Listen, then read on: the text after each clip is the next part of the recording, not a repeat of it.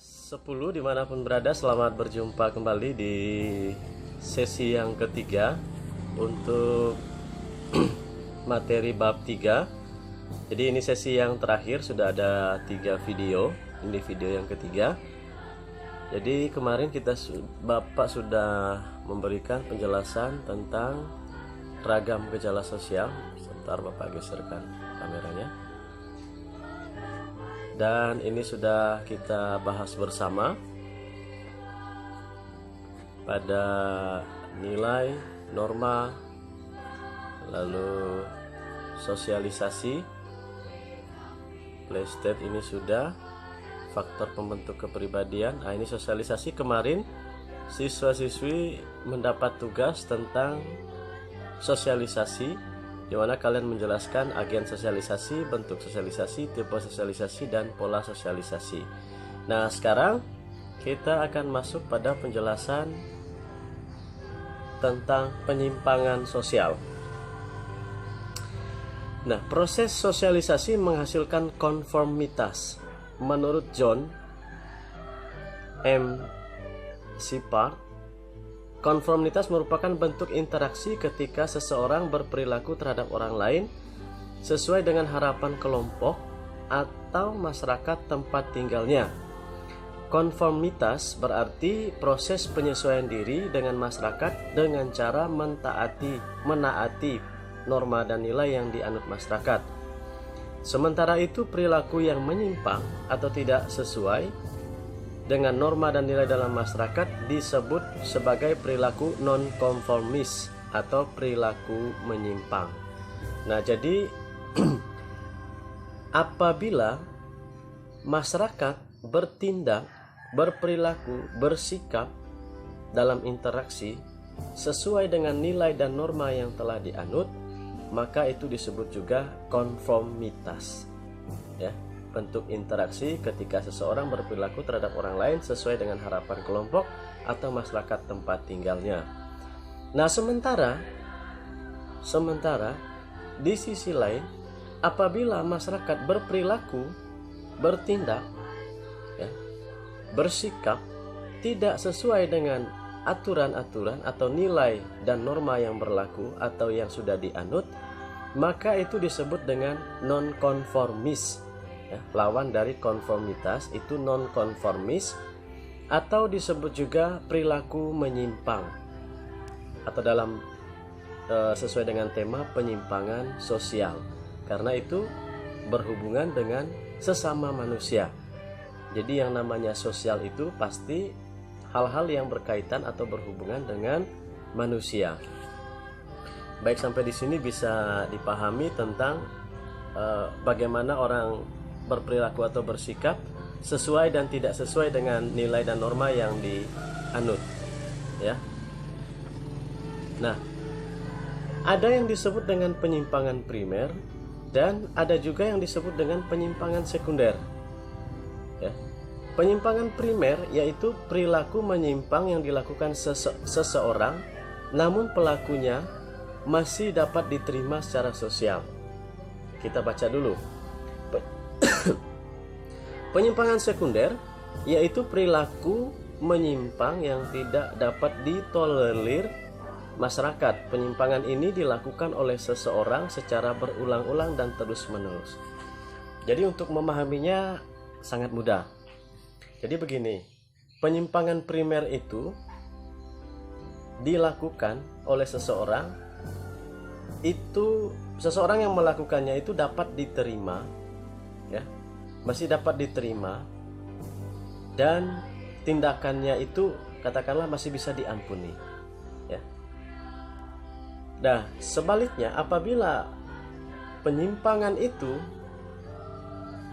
dilakukan terus-menerus, berulang-ulang, ya jelas itu sudah menjadi penyimpangan sekunder, ya. Penyimpangan sekunder.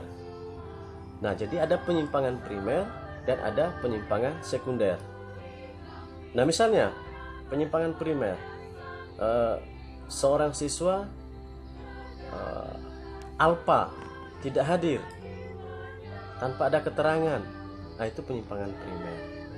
Tetapi lain halnya apabila itu sudah diingatkan dan terus dan itu berlangsung berulang-ulang dengan demikian, maka itu sudah bisa dikatakan sudah tidak dapat ditolerir, ya, atau disebut dengan penyimpangan sekunder. Nah, 5 cara adaptasi individu terhadap situasi tertentu. 1. Konformitas, jadi tadi mentaati. Inovasi, ya, melakukan penemuan-penemuan. Ritualisme, ya, jadi ritualisme melakukan sesuatu yang mungkin melakukan suatu seremoni tertentu, ya. Retretisme, itu suatu proses, satu paham apa yang sudah diterima di tempat lain, ya, apa yang sudah diterima di tempat lain, apa yang menjadi pengalaman di tempat lain, ketika bertemu di satu tempat, maka pengalaman yang lalu akan menjadi pijakan pengetahuan untuk di tempat yang baru. Nah, itu retretisme. Dan yang terakhir, pemberontakan.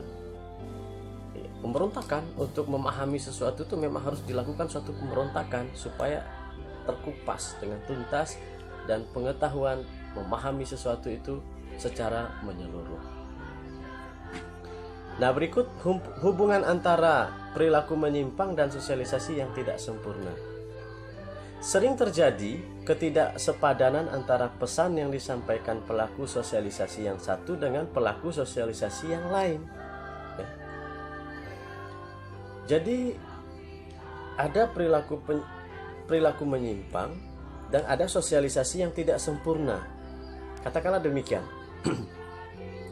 Seorang ayah melarang anaknya untuk merokok, tetapi ayahnya perokok, ya. Nah, itu bagaimana? Maka akan terjadi perilaku menyimpang karena sosialisasi yang tidak sempurna. Ketidaksempurnaan sosialisasi ini bisa terjadi oleh orang yang menjadi agen sosialisasi dan atau si penerimanya itu sendiri yang tidak menerima secara baik dan benar. Maka akan terjadi perilaku menyimpang. Perilaku menyimpang juga yang kedua, perilaku menyimpang juga bisa terjadi bila dalam proses sosialisasi seseorang mengambil peran yang salah dari generalize others atau meniru perilaku yang salah. Nah, ini adapun sosialisasi lalu si penerimanya itu tidak menerima dengan baik, ya, atau justru si penerima itu sendiri mengadopsi apa yang ia lihat, apa yang ia dengar, apa yang dia rasakan, dan itu menjadi perilakunya. Contoh, apabila seseorang hidup di lingkungan pencuri atau lingkungan yang suka berjudi, maka dia juga, ya, secara tidak langsung akan tertanam di dalam dirinya untuk meniru perilaku yang salah. Yang ketiga, perilaku menyimpang juga terjadi pada masyarakat yang memiliki nilai-nilai sub kebudayaan yang menyimpang, yaitu suatu norma kebudayaan khusus yang bertentangan dengan norma kebudayaan yang dominan. Nah, jadi ada juga budaya-budaya tertentu, ya. Saya tidak mempersalahkan budaya, tetapi karena itu sudah berlangsung secara terus-menerus, maka akan membudaya, ya. Maka akan membudaya.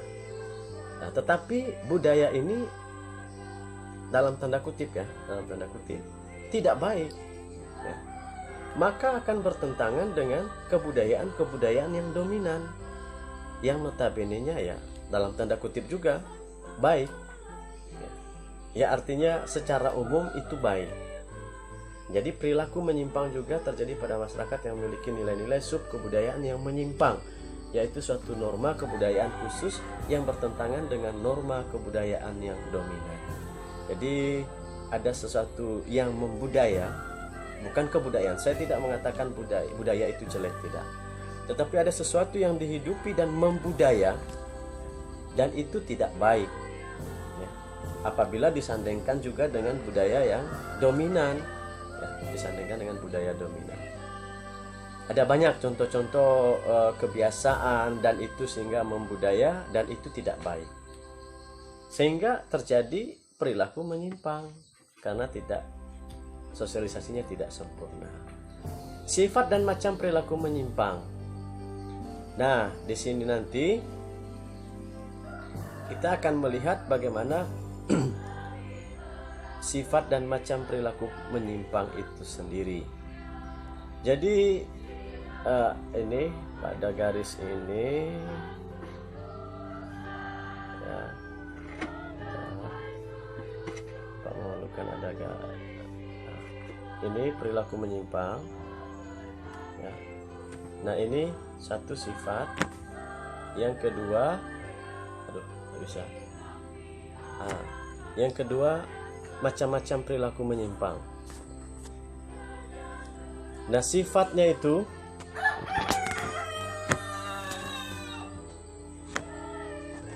sifat perilaku menyimpang ada positif dan ada negatif. Loh, Pak, kok ada perilaku menyimpang yang positif dan ada perilaku menyimpang yang negatif? Bukankah perilaku menyimpang itu ya negatif? Oke, baik, nanti Bapak jelaskan. Nah, macam-macam perilaku menyimpang: kejahatan, penyimpangan seksual, pemakaian atau pengedaran obat terlarang, penyimpangan gaya hidup. Kejahatan itu juga dibagi lagi, ada kejahatan tanpa korban, kejahatan terorganisasi ya, ada kan kejahatan terorganisasi, misalnya teroris ya. Kejahatan tanpa korban misalnya mencaci maki. Kejahatan terorganisasi ya teroris. Kejahatan kerah putih ya itu yang dilakukan oleh para pejabat. Kejahatan korporat, nah, ini orang-orang yang tetua melakukan kejahatan. Oke, Bapak ingin menjelaskan tentang sifat perilaku menyimpang, ada positif dan negatif. Jadi dalam kerangka berpikir Anda jangan berpikir bahwa perilaku menyimpang itu kok ada dua, ada positif dan negatif. Ya, setahu kami namanya perilaku menyimpang, Pak, ya pasti negatif karena jelek ya. Jadi kita melihat, mari kita sama-sama melihat perilaku menyimpang positif. Langsung Bapak kasih contoh, misalnya seorang wanita menjadi supir angkutan online, atau seorang perempuan menjadi sopir bus. Nah, itu penyimpangan positif. Karena apa? Sopir itu identiknya, lazimnya itu ya untuk laki-laki atau pria. Tetapi apabila itu dilakukan oleh wanita demi menafkahi kehidupan keluarga, maka itu disebut dengan penyimpangan positif. Itu dilakukan dalam rangka upaya yang mencari nafkah, mencari rezeki, mencari hidup ya. Menjadi penyimpangan karena itu tidak lazim dilakukan. Oke, baik, sampai di sini mudah-mudahan bisa dipahami. Nah, berikut kita akan melihat tentang, masih ada 3 slide, pengendalian sosial. Kita lihat waktunya dulu. Oh, masih bisa. Pengendaliannya, jadi ketika ada penyimpangan itu juga ada pengendalian, atau itu mengarahkan pada penyelesaian. Menurut Peter Berger, pengendalian sosial adalah berbagai cara yang digunakan masyarakat untuk menertibkan anggotanya yang membangkang. Jadi untuk menyelesaikan masalah lah pada intinya. Jadi untuk menertibkan kepada anggota masyarakat atau masyarakat yang membangkang, atau yang melakukan penyimpangan, atau yang melakukan nonkonformis ya, yang melakukan tindakan atau perilaku yang tidak sesuai dengan nilai dan norma yang dianut. Sementara itu Joseph Roczek mengemukakan bahwa pengendalian sosial itu suatu istilah kolektif yang mengacu pada proses terencana yang cenderung menganjurkan, membujuk atau memaksa individu untuk menyesuaikan diri pada kebiasaan dan nilai hidup suatu kelompok. Jadi menurut Roczek ini ya, pengendalian sosial itu cara, sarana untuk atau proses yang menganjurkan, membujuk, atau memaksa individu untuk menyesuaikan hidup kita, sikap kita, perilaku kita itu sesuai dengan kebiasaan dan nilai-nilai hidup suatu kelompok.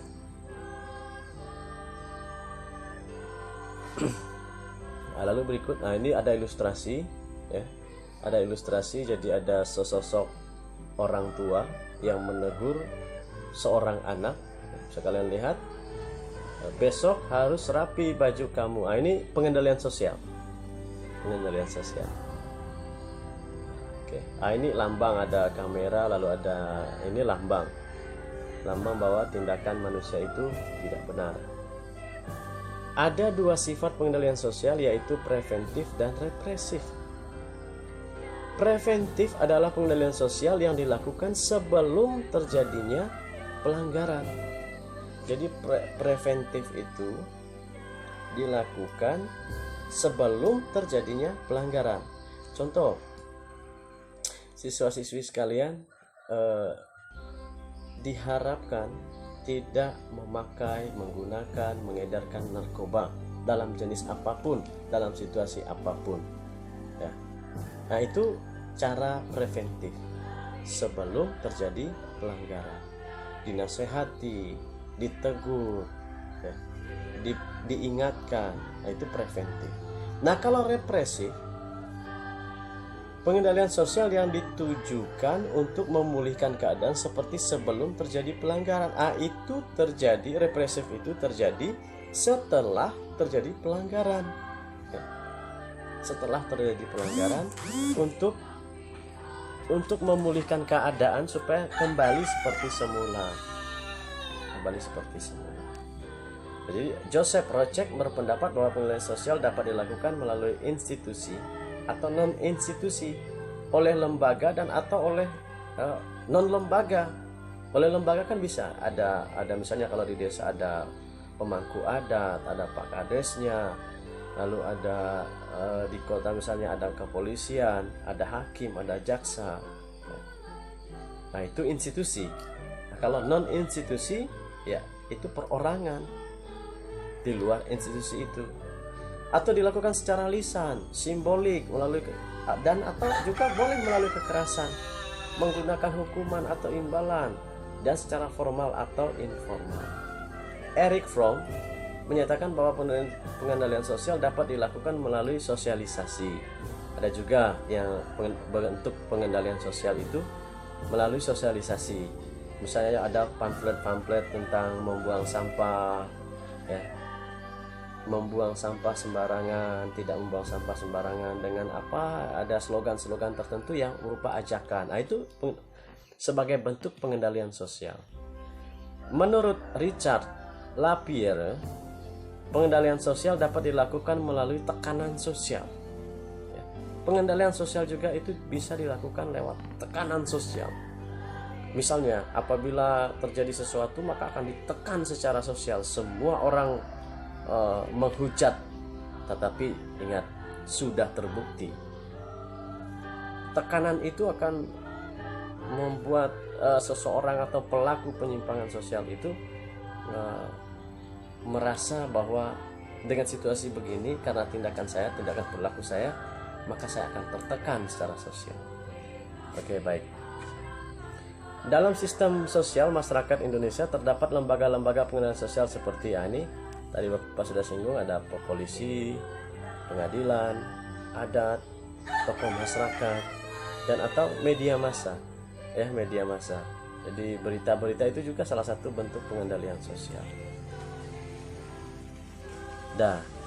Demikian siswa-siswi sekalian. Jadi untuk bab 3 sudah kita akhiri.